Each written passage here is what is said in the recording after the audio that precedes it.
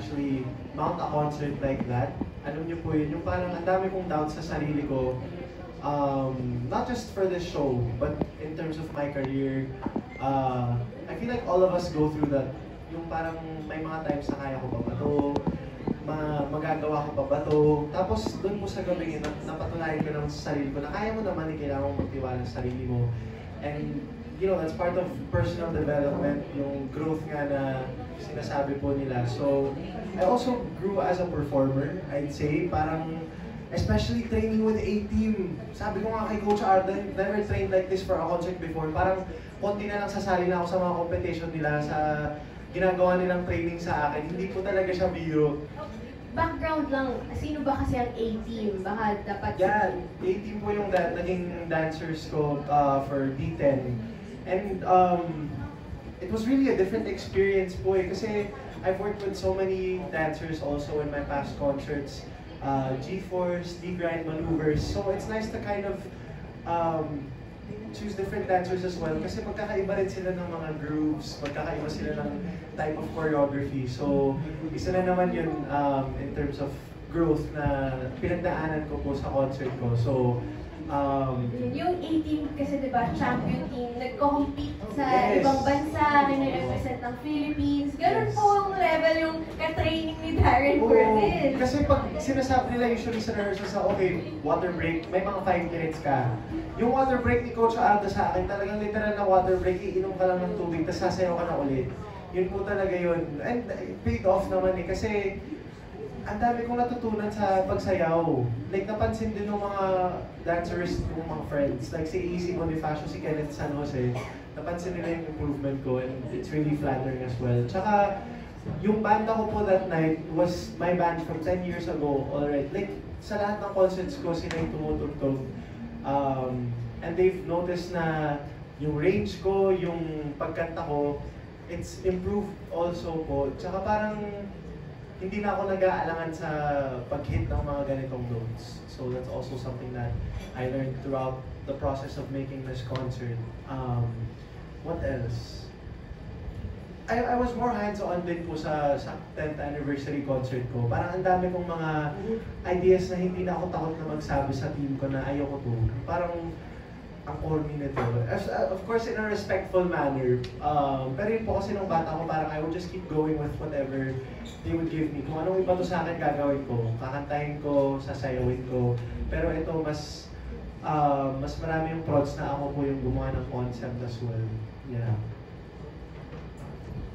Okay na po. Thank you po, Miss Candice. Dami yung sinasabi to. Tuloy-tuloy lang ako. Okay guys, dami namin natututuhan. Oo, Darren. But, thank you for all of your questions.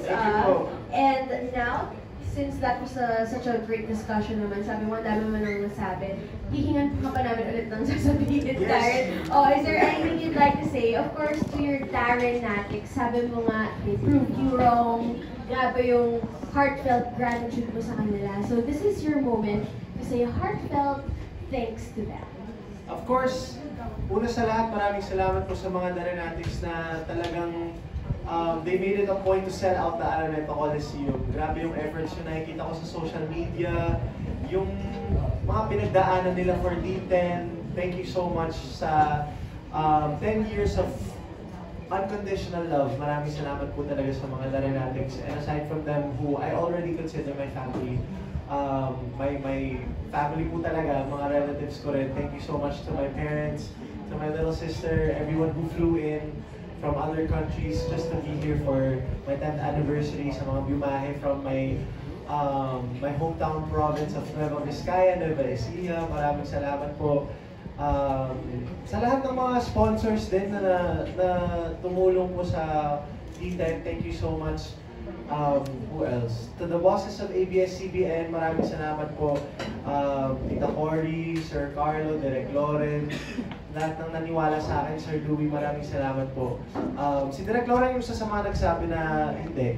Ayokong may mga solo spot yung mga guests. Gusto ko si Darren lang napapanood to the whole time. Kaya yung pahinga ko lang talaga sa concert were the VTRs. Kasi lahat po ng prods of the guests, andun din ako kaduet nila. So, ayun. Direk Loren Miraya naman po. So, thank you also to my Star Music family. Sir Rox, Sir Jonathan, to my Star Magic family as well. Aside from Direct Lauren, syempre yung handler ko si Ate Edith, my RM Ate Yani.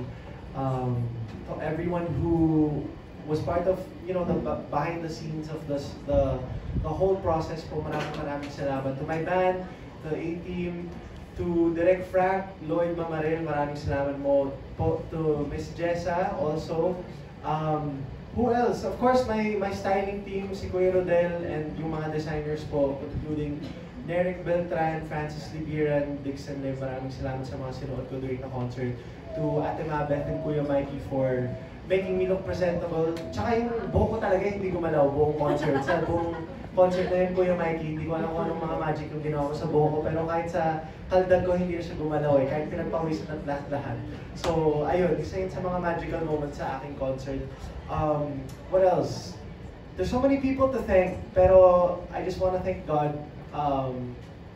Especially God, kasi ang dami ko nang pinagdaanan na parang mga moments where I've doubted myself, and I would just pray, and God has proven me wrong each time. So maraming salamat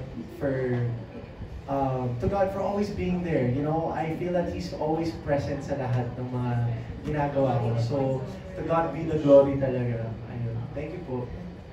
Ano bang next na abangan sa'yo, Darren? Makita-kita na ba tayo sa D20, D40, D70, ganyan? Wow, ang advanced naman masyado. Pero syempre, I'm gonna be having my vacation, so abangan niyo po sa Instagram. Marami akong i-upload ng mga vacation pics. Hindi, joke lang. Pero syempre, showtime po, Mondays to Saturdays, everyday, 12 noon.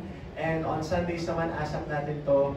And you can still replay our episodes of Can't Buy Me Love on Netflix and I Want TFC. And also po, ASAP natin to live in California is happening on August 3rd. So kita-kits po sa lahat ng mga kapamilya natin dyan in America. Kakaldag ka ba dun? Parang pinag-iisipan na seryoso to ha. Kino-consider nila yun sa ASAP California. Ewan ko, kina Sir Louie kung itutuloy Naku, abangan ko, mga kapamilya, yes! Opo, ayan. And of course, my album, I hope to be able to finish it soon. Ayan, with collaborations as well sa album na yun. Ang daming aabangan. Thank you so much, Darren. We're so proud of you. Salamat din po. And thank you as well to our media guests for joining us this Thank you afternoon. po for being here. Ate Ivy, maraming salamat. Ang dami na natin pinagdaan ng mga interview. Kaya nga naman sa D20, yun din ako. Oo. Kailangan na host ko. Thank you so much, Darren. Salamat. Isa ka talaga sa mga artists na gusto kong nag-host for or katrabaho. Kasi nga, ang pait-pait mo nung namit kita nung The Voice Kids. Ganun ka pa rin talaga. Tsaka parang hindi tayo nag-interview dito. Kaya, Nagpabanding lang. Nagtsikahan lang. Oo. Pero, Catch up lang. grabe, we're so proud of you. Ganyan-ganyan ka lang kayo. Alam mo, pag sa stage, isa kang halimaw. Oo. Kaya talagang nakaka-proud ka kasi, yun nga, pag alis mo sa stage, bumabalik ka sa pagkatao mo. Wow. So, we're so proud of you, Darren. Sana Salamat ganyan po. lang forever. Huwag kang magbabago. And to our media guests, maraming salamat din po sa walang sawang pagsuporta po sa ating mga Star Magic artists. And this has been this part of the Star Magic Spotlight Press Con. Please do join us next time once again at IE de la Cruz. And please, palapakan po natin si Darren! Thank you po! Thank you, guys! Darren! Salamat po mga nanonood ngayon online. Thank you rin po.